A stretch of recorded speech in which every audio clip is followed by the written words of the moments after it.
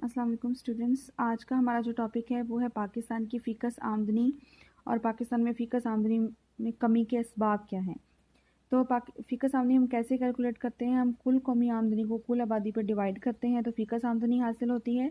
2018 और 19 के सर्वे के मुताबिक पाकिस्तान की फ़ीकस आमदनी $1497 सालाना है। $1497 सालाना, जो कि दुनिया के तरक्की याफ्ता ममालिक के मुकाबले में बहुत ही कम है।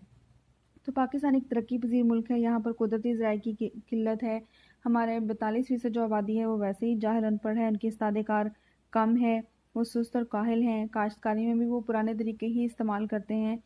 ठीक है, उनकी आमदनियाँ कम है तो वो अफोर्ड भी नहीं कर सकते कि वो काश्तकारी के लिए अच्छे और जदीद तरीके इस्तेमाल करना।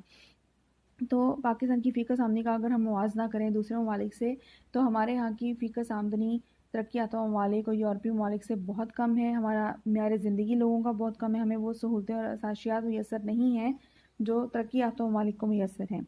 तो इसमें भी जो ये तरक्याती रिपोर्ट के मुताबिक दी हुई हैं फ़ीकस आमदनी, तो बहुत ज़्यादा इसमें 4 कैटेगरीज़ हैं।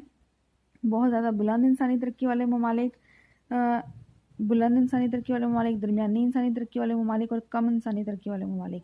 तो इसमें से भी आपने चारों पोर्शन में से 3-3 कंट्रीज़ के नेम आपको याद होने चाहिए। बीच में अगर इनकी वैल्यू आपको याद नहीं होती देन इट्स ओके, लेकिन आपको इन कंट्रीज़ के नाम पता होने चाहिए। चारों कैटेगरीज़ के 3-3 कंट्रीज़ के नाम याद करें। अब हमें ये तो मालूम है कि हम चूँकि एक पसमानदा मुल्क हैं, अभी हम तरक्की कर रहे हैं, तो हमारे यहाँ फ़ीकस आमदनी कम है। अब हमने इस बात का जायज़ा लेना है कि फ़ीकस आमदनी पाकिस्तान में कम क्यों है। सबसे पहले है कि हमारे यहाँ कुदरती ज़राए की किल्लत है। पाकिस्तान में जो अहम कुदरती ज़राए हैं, कोयला, लोहा, पेट्रोल, ये बहुत कम मिकदार में हैं, लेकिन ये चीज़ें हर मुल्क की ज़रूरत हैं।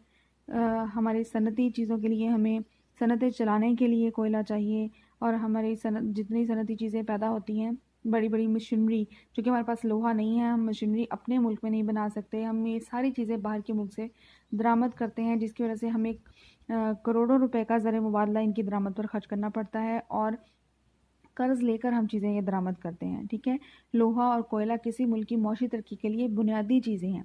फिर पाकिस्तान में जंगलात का रकबा भी बहुत कम है। हालांकि माहिरीन के मुताबिक किसी मुल्क की मौशी तरक्की के लिए 25% रकबा जो है जंगलात पर मुश्तमिल होना चाहिए।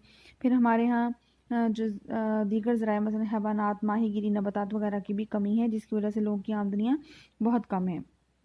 जैसे अब सऊदी अरब के पास पेट्रोल के ज़खायर हैं।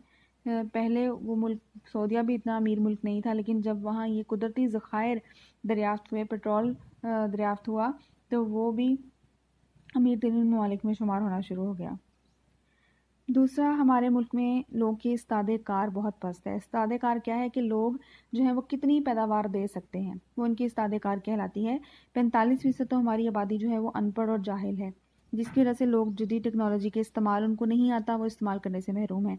फिर हमारे यहाँ जो मौसमी हालात हैं, उन्होंने भी लोगों को सुस्त और काहिल बना दिया, वो आराम पसंद हो गए हैं। फिर मौशियत का हमारा जो मुल्क है, मौशी तौर पर एक ज़रई मुल्क है, लेकिन हमारे ज़राअत में भी जदीद तरीक़ा काश्तकारी को नहीं अपनाया जाता, फ़ी एकड़ पैदावार कम रह जाती है। फिर ज़रई शोबा में 20 से 25% मख्फी बेरोज़गारी पाई जाती है। मख्फी बेरोज़गारी क्या होती है? जिससे मतलब छुपी हुई बेरोज़गारी, कि जितने लोग काम कर रहे हैं ज़राअत में, उतने लोगों की ज़रूरत नहीं है। कि एक काम जो है वो 10 लोग कर रहे हैं, अगर वही काम 3 से 4 लोग भी करें तो उतनी ही पैदावार होगी जितनी 10 लोगों की वजह से हो रही है। तो बाकी लोग जो हैं उनको लग तो ये रहा होता है कि हम यहाँ पर काम कर रहे हैं, हमें रोज़गार मिला हुआ है, लेकिन असल में वो मख्फी बेरोज़गारी होती है कि जो काम 10 लोग कर रहे हैं वो काम 5 लोगों से भी हो जाएगा, 5 लोग एक्स्ट्रा तौर पर उसमें लगे हुए हैं, ये मख्फी बेरोज़गारी कहलाती है। फिर हमारे यहाँ आबादी का दबाव बहुत ज़्यादा है। पाकिस्तान में अफज़ाइश आबादी की शरह बहुत बुलंद है। हमारे यहाँ 1961 की मरदमशुमारी के मुताबिक शरह अफज़ाइश 1.8% सालाना थी, जो कि 1972 में बढ़कर 3% हो गई।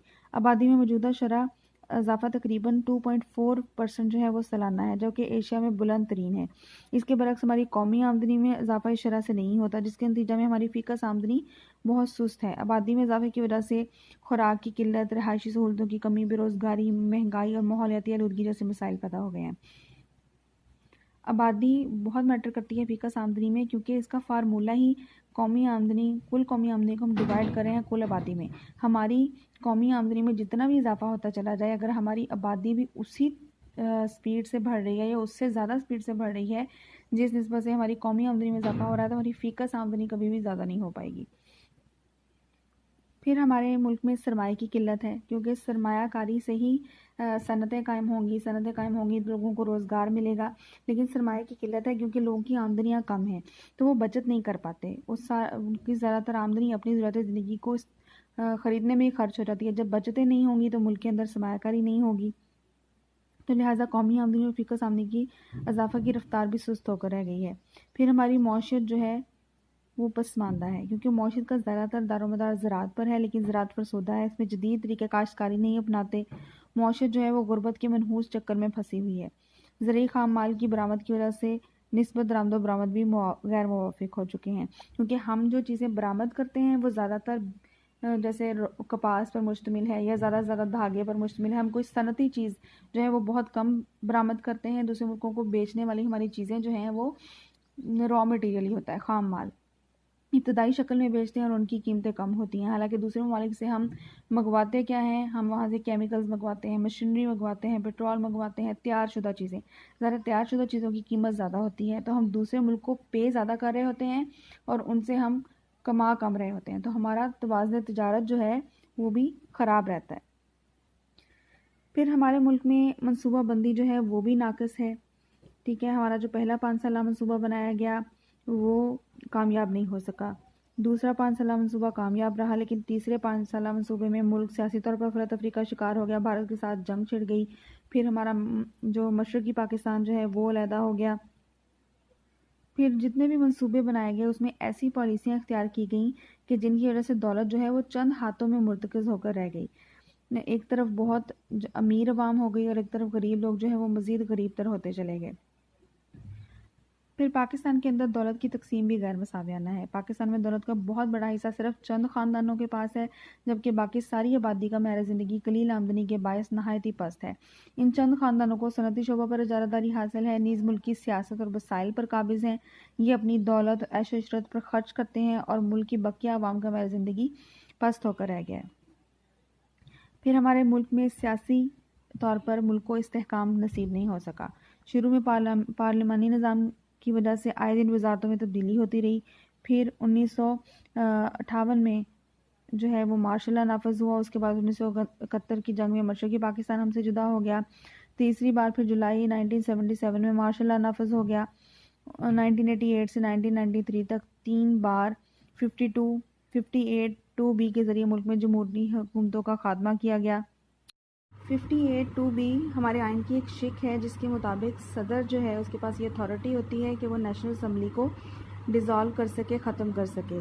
तो पाकिस्तान में 3 दफ़ा इस शिक के तहत सदर ने मुल्क में जमहूरी हुकूमतों का खात्मा किया है। तो इस लेक्चर में हम इतने पॉइंट्स पढ़ेंगे। अगले पॉइंट्स जो हैं वो हम इंशाल्लाह नेक्स्ट लेक्चर में पढ़ेंगे।